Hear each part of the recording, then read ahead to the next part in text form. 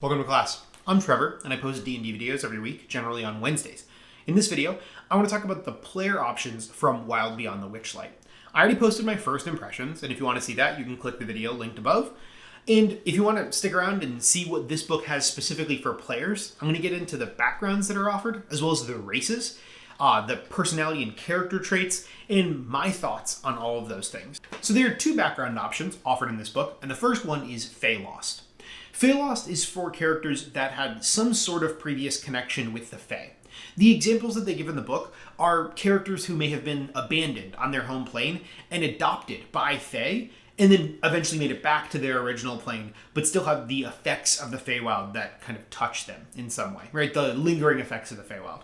So for skill proficiencies, they get Deception and Survival. For tool proficiencies, they get a musical instrument, which is really perfect when you're thinking about like a Feywild setting. For languages, they get Elvish, Gnomish, Goblin, or Sylvan, all perfect languages for the Feywild. And then they get some equipment, including musical instruments, a set of traveler clothes, some trinkets, and there's a trinket table included, and a pouch that has 8 gold pieces. They also have a Fey mark, so they're transformed by the Fey in some way, and there's a table where you can roll to see like how you were affected by being in the Feywild when you're not native to that plane. There's also a Feywild visitor. When you're asleep, you can be visited by a Fey that is kind of rekindling or at least drawing back to that connection you had to the Feywild at some point in your past. And the feature is called Feywild Connection, which means that your like mannerisms and knowledge of the Feywild mean that you fit in better and you are treated more like kindly. You are welcomed by the denizens of the Feywild more like quickly. I really like this. I think this works really well. To me, it's a bit like, I don't know, interesting that this overlaps some with Circle of the Dreams Druid to me. That just might be because like that subclass happens to be in my head. But like, I love the kind of flavor of this and being able to have a character that has some connection to a different plane. I think that's really interesting, especially a plane that is as like out there as the Feywild is. The second background that's offered is called Witchlight Hand, and this is essentially like a carnival employee. You travel around with the carnival and you work there. You get performance and sleight of hand as skill proficiencies. You get a disguise kit or one kind of musical instrument. For languages, you get one language.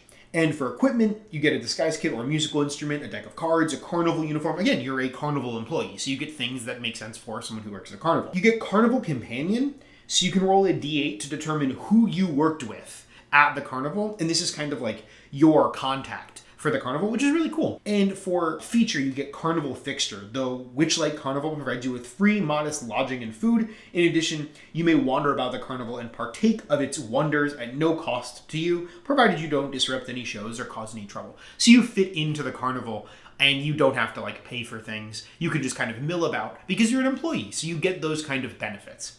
I really like this. It is a bit specific, right? Like some of the basic backgrounds offer things like this, but they're for like when you are in a tavern or things that come up more often. This is very, very specific to being in a setting that is going to have a carnival.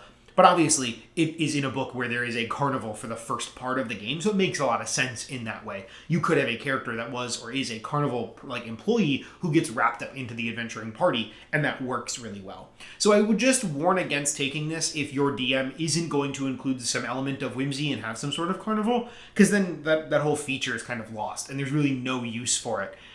Whereas a lot of other backgrounds are a bit more ubiquitous for more general kinds of games. Now, let's jump into the races that are offered in the book. The first race that's offered in this book are fairies. And obviously we saw these, at least in some capacity, in the Unearthed Arcana, although things have changed as they always do. And fairies are fey. They're small. Think like Tinkerbell style fairies. They have a walking speed and a flying speed that matches the walking speed, but they did add some caveats where you're not allowed to wear medium or heavy armor if you're flying. And they also have fairy magic. I really love this inclusion. I like just as a option for a race, I really like this. It lets fairies use Druidcraft as a cantrip, and as they level up in whatever classes or class they pick, they then get other options. Like they also get Fairy Fire and Enlarge Reduce. This fits, or like it just makes sense that fairies are able to do things like this. They are an innately magical race, and tying magic to the race. I mean, I guess there's something similar with tieflings, but I just like that they're still willing to go out on a limb and do things that are a little bit more powerful or at least more flavorful. for these kinds of races. So I really like them. I think it would be really fun to play a fairy. One of the things that I really like about the fairy magic feature is that you also get to pick your spellcasting ability. Now you can't pick anything, but you do get wisdom, charisma, or intelligence, and that option is really great because it doesn't limit your class choices when you're picking fairy as a race. The second option is the Harengon, and they're bipedal rabbit people, and they look really cool. Like, the art for the Harengon is great. They're humanoids, they're medium or small, they have a speed of 30 feet. They get to add their proficiency there to their initiative rolls, which is really awesome. And they have Leopine senses, which means they have the perception skill. They also get lucky footwork, so when they make a dexterity save, they can add a d4 to it as long as they have some amount of speed left. And then they get Rabbit Hop, which as a bonus action lets them jump a number of feet equal to 5 times their proficiency bonus without provoking an attack of opportunity. I know there's been some commotion online about how exactly that feature works, and I don't have an answer to that question. To me, it just seems like a bonus action. I don't know if it necessarily uses movement or why it's phrased as a jump. Frymanny's pointed out that, like, it doesn't say up to either. It just feels like this part of the book, like that specific paragraph, maybe could have been edited a bit more clearly. It just feels a little bit unclear. I think that this race overall, though, is really, really cool. Like, after I read this, after I saw the Harengon, I really wanted to create the White Rabbit from Alice in Wonderland. Like a chronology wizard that was like obsessed with time and was a rabbit folk. And I think that that would be awesome. Like, I think that that is just such a flavorful character idea, and now it's completely feasible to be able to make that character. The only other part that I didn't cover in as much depth is the fact that there are character trait tables that you can roll on to get like bonds, ideals, and flaws and things like that, and like personality traits for your character, which I'm glad that they included. I think it can help out, especially with new players when it comes to role playing.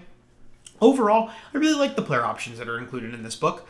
It's not a book for players. Like, it's pretty clear. This is a book for DMs. And I don't know. I wish that I don't know how Wizards could solve the problem of, like, having adventures and publishing. Like, I want them to publish stuff like this with an adventure. I think that that's good to do. But it creates a weird problem where, like, if a player wants to play a fairy, either the DM has to have the book with the adventure in it, or the player has to buy a book where they're not necessarily using the adventure. It just seems kind of complicated. I think there's a way to do it in pieces on D&D Beyond, which is really awesome, and I think that that's the case.